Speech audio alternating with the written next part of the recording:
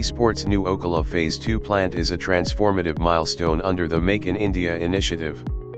With complete control over quality and supply chain, the launch of the VS650L power supply signals a commitment to affordability and reliability. Advanced testing equipment ensures top performance, while a blend of Indian and Taiwanese components enhances value.